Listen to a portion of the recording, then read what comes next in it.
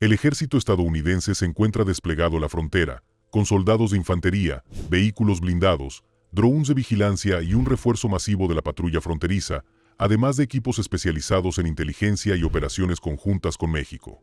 Esto significa que cualquier movimiento del cártel podría desencadenar un conflicto a gran escala. ¿Se intensificará la violencia? La respuesta es un sí rotundo. La historia reciente y los antecedentes del CJNG indican que no hay límites para su brutalidad. El detonante fue aterrador. El Mencho ordenó el asesinato del expresidente mexicano Iván Morales, un hombre cuya influencia y valentía habían puesto al CJNG en jaque durante años. Morales no era un político ni un funcionario cualquiera. Era un expolicía y exmilitar que había sobrevivido a ataques mortales del cártel y cuya participación en la captura y condena del hijo del Mencho, Rubén Oseguera González, alias el Menchito, había sido decisiva para que fuera sentenciado a cadena perpetua más 30 años en Estados Unidos. La respuesta del presidente Trump fue inmediata y sin precedentes. Declaró al CJNG como organización terrorista extranjera, un movimiento que transformó radicalmente la estrategia estadounidense contra el crimen organizado, abriendo la puerta a operaciones militares, sanciones extremas y persecución internacional de los líderes del cártel. Para entender la magnitud del conflicto, hay que remontarse a 2015, cuando Morales sobrevivió a uno de los ataques más brutales en la historia de México. Durante un operativo militar para capturar al Mencho, el CJNG derribó un helicóptero del ejército mexicano con un lanzacohetes RPG.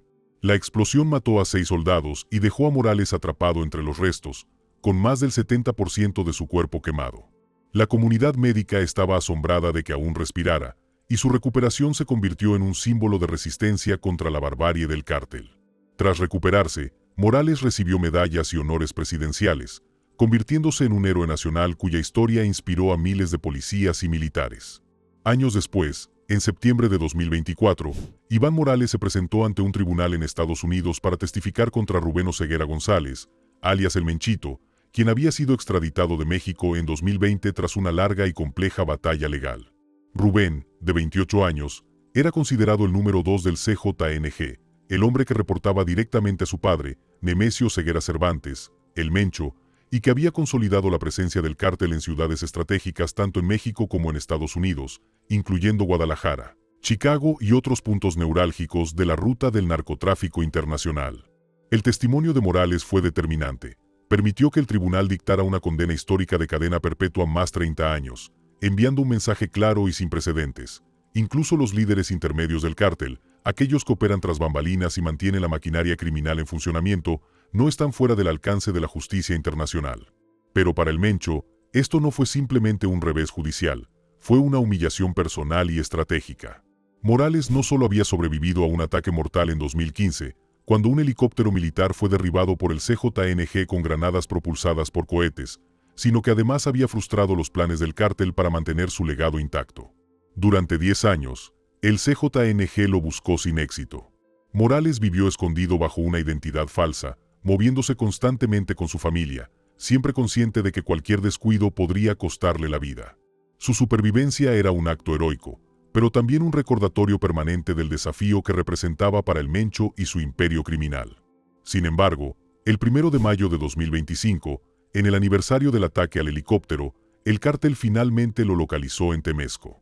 Esa mañana, Morales y su esposa conducían tranquilamente por una colonia residencial cuando fueron emboscados por un grupo armado altamente organizado. En cuestión de segundos, ráfagas de balas perforaron la carrocería de su camioneta, convirtiendo la escena en un escenario de terror absoluto. Morales y su esposa no tuvieron oportunidad.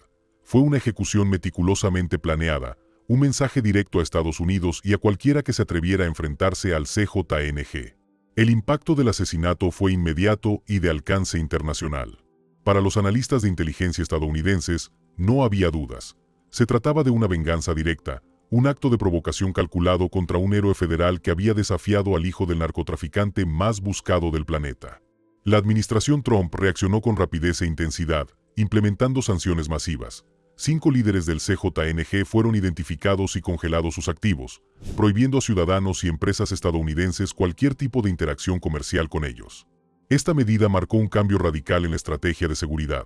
Estados Unidos ahora podía emplear herramientas de inteligencia, tácticas militares y métodos de acción directa usualmente reservados para combatir a organizaciones terroristas internacionales como ISIS o Al-Qaeda.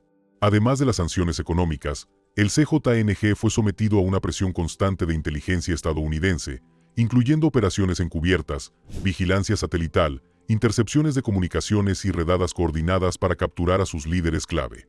La reacción del cártel fue rápida y violenta.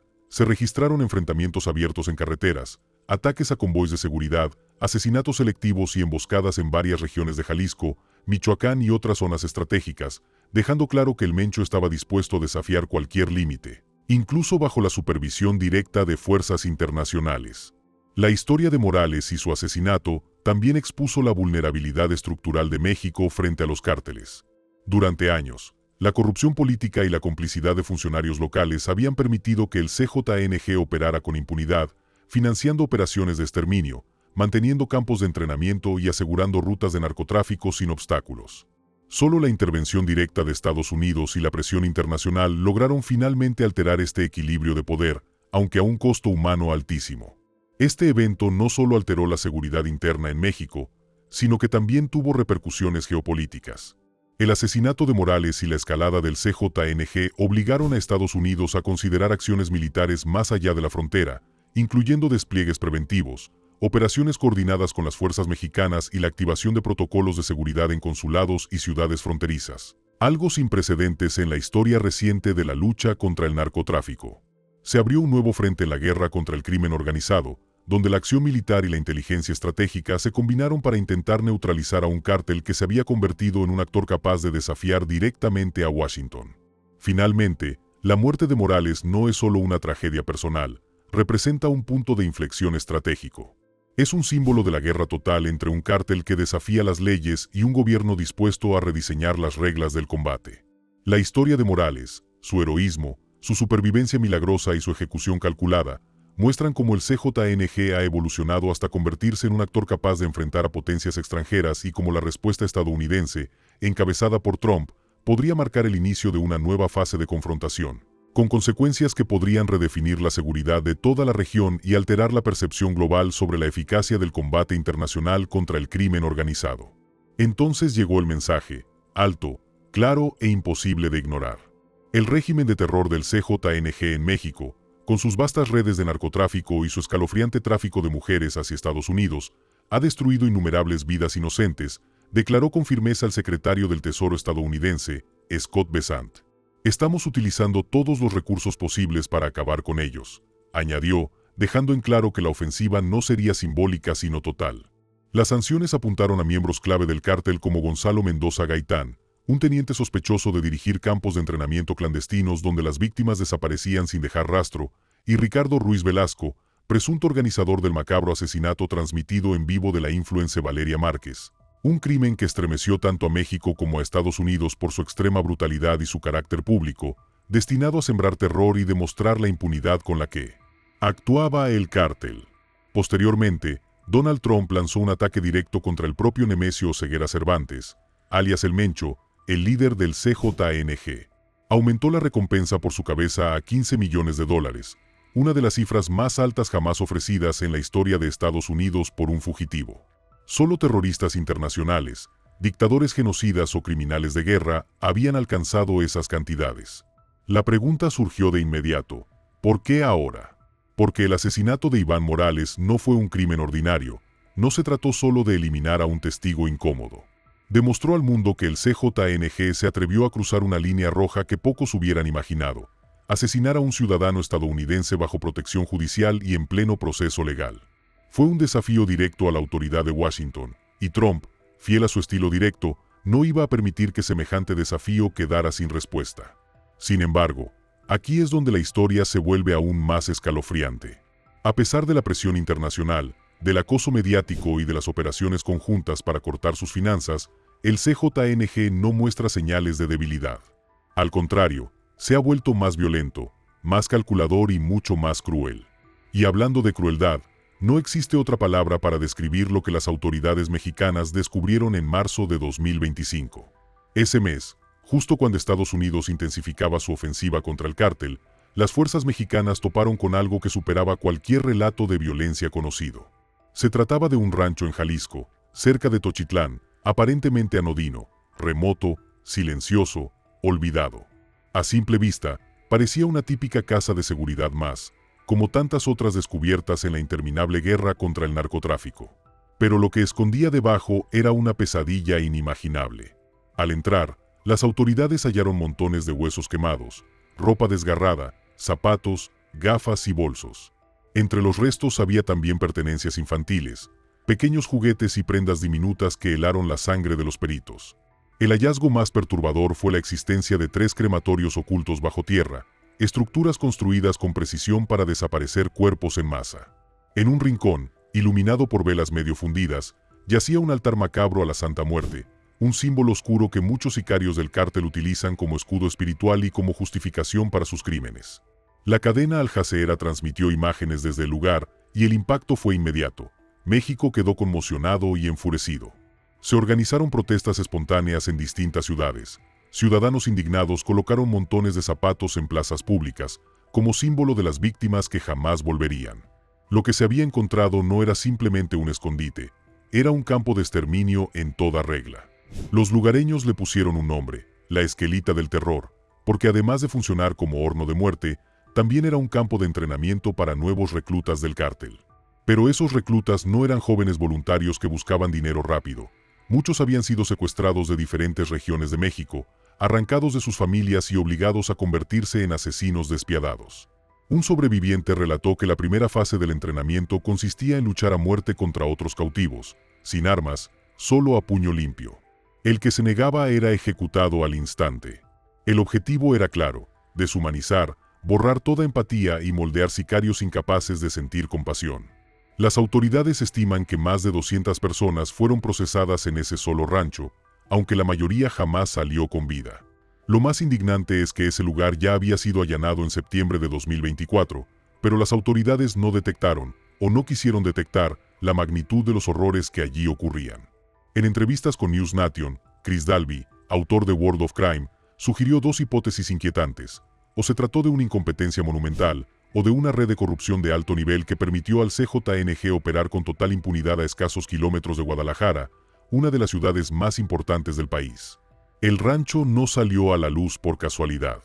Fueron las familias de desaparecidos, cansadas de la indiferencia del Estado, quienes formaron un grupo activista radical.